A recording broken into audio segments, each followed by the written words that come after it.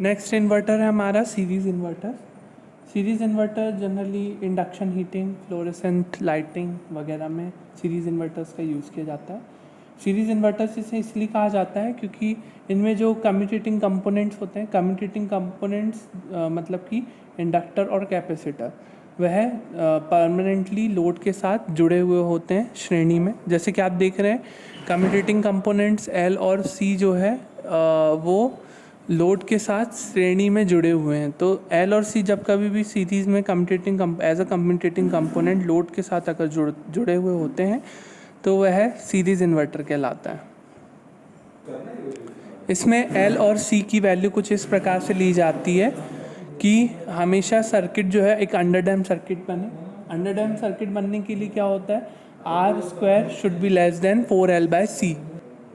तो अंडरडैम सर्किट में क्या होता है, जनरली करंट, मैंने आपको लोड कम्यूटेशन में बताया था, लोड कम्यूटेशन में करंट अपने ज़ीरो वैल्यू को, करंट अपनी एक मैक्सिमम वैल्यू तक रीच करता है, उसके बाद वह ज़ीरो पे आकर डिके होता है, मतलब उसकी वैल्यू डिक्रीज़ होती है ज़ीरो पर आकर। तो जैसे ही उसकी वैल्यू ज़ीरो पर आएगी तो यहाँ पे जो हमारा थारिस्टर है वो सेल्फ कम्यूटेट हो जाएगा।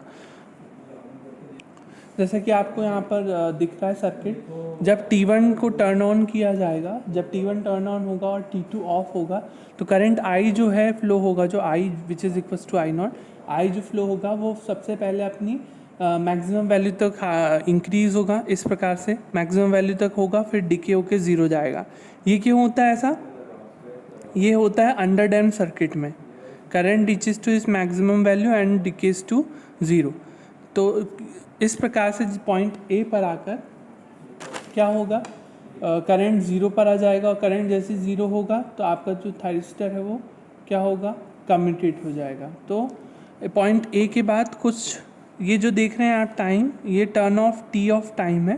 टर्न ऑफ टाइम ये जनरली दिया जाता है कुछ टाइम कि वापस से जो थारिस्टर T1 है वो अपनी फॉरवर्ड ब्लॉकिंग कैपेबिलिटी को रीगेन कर पाए, वापस से प्राप्त कर पाए, इसलिए इसे थोड़ा सा मिनिमम टाइम दिया जाता है ताकि ये थारिस्टर अपने रीगेन कर पाए अपनी फॉरवर्ड ब्लॉकिंग कैपेबिलिटी को, इसलिए ये टाइम दिया गया। After a point thyristor T1 is turned of, इस पॉइंट के बाद तो थारिस्टर टर्न ऑफ हो जाता है। पॉइंट बी पर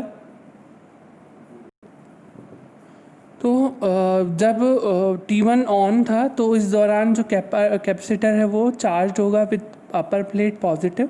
अपर प्लेट पॉजिटिव होने का और जब ये T1 टर्न ऑफ हो जाएगा इस पॉइंट ए के बाद, तो ये अपर प्लेट पॉजिटिव होने के कारण थाइरिस्टर T2 जो है वो टर्न ऑन हो जाएगा और ये इसके थ्रू क्या होगा, डिस्चार्ज होगा। तो जब डिक्रीज़ होगा ये करंट इसके थ्रू, थाइरिस्टर T2 के थ्रू, तो same amount of current decrease होगा जितना वो चार्ज हुआ, तो ये नेगेटिव में अपनी पीक वैल्यू तक इंक्रीज़ होगा और उसके बाद ये ज़ीरो पर आकर ख़त्म होगा।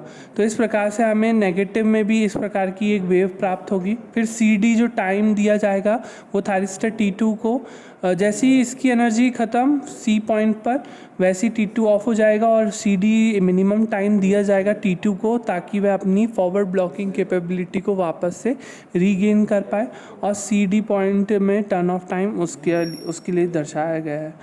तो इस D पॉइंट के बाद वापस से थाइरिस्टर T1 को हम क्या करेंगे, टर्न ऑन करेंगे गेट पल्स देने से, क्योंकि ये वोल्टेज सप्लाई पॉजिटिव नेगेटिव है तो इनको टर्न ऑफ करने के लिए हमें कोई ना कोई कम्यूटेशन की ज़रूरत पड़ेगी। तो यहाँ पे हमने generally load commutating components L और C का इस्तेमाल कर रहे हैं। तो T1 और T2 जो है वो टर्न ऑन और टर्न ऑफ अपने आप हो रहे हैं अलग अलग इंस्टेंट्स पे, हमें उन्हें अलग से टर्न ऑफ करने की ज़रूरत नहीं पड़ रही।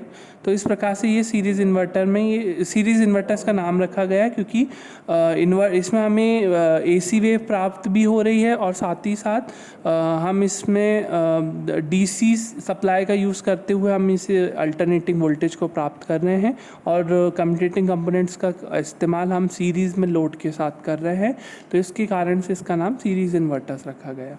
और इस पॉइंट के बाद डी पॉइंट के बाद वापस से T1 को गेट पल्स देंगे। गेट पल्स देने के बाद T1 टर्न ऑन हो जाएगा और सोर्स से करंट फ्लो होगा थ्रू लोड, और इस दौरान फिर कैपेसिटर C जो है चार्ज होगा, और कैपेसिटर C जब चार्ज हो जाएगा और ये अपनी वैल्यू पर आके फिर वापस से डीके हो जाएगा, तो फिर थोड़ा सा टाइम दिया जाएगा T1 को अपनी फॉरवर्ड ब्लॉकिंग कैपेबिलिटी को रीगेन करने के लिए, और T2 सम मिनिमम टाइम के बाद वो T2 टर्न ऑन होगा। फिर T2 की साइकिल नेगेटिव में चलेगी। तो इस प्रकार से हमें साइकिल्स मिलती रहेगी। अलग अलग पॉइंट पे हमें सिर्फ गेट पल्स हमको देना पड़ेगा, IG1 गेट पल्स T1 के लिए और IG2 गेट पल्स T2 के लिए।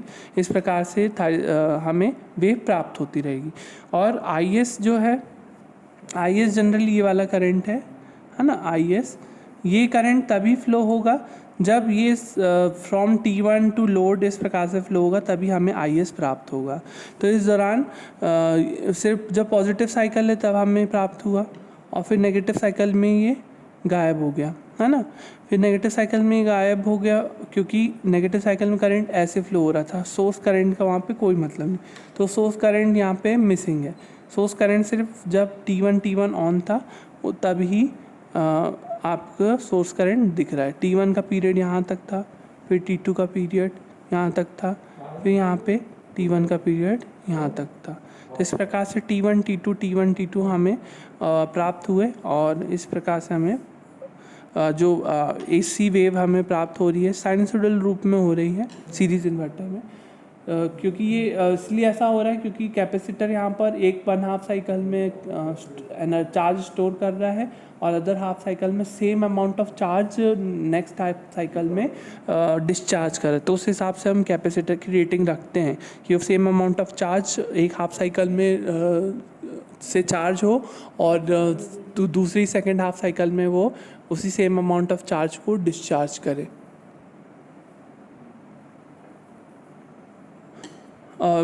ये हमने एक बेसिक सीरीज़ इन्वर्टर का एग्जांपल लिया। मॉडिफाइड सीरीज़ इन्वर्टर्स भी आजकल बहुत सारे यूज़ होते हैं, सर्किट्स यूज़ होते हैं, बट हमें एक बेसिक प्रिंसिपल अगर समझाना है तो हमें सर्किट का यूज़ करते हुए समझा सकते हैं।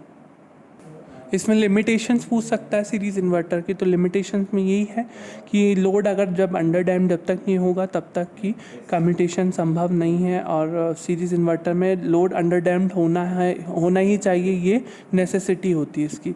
इस कारण से ये इसकी लिमिटेशन बन जाता है। तो लिमिटेशन हम सीरीज़ इन्वर्टर की ये बता सकते हैं।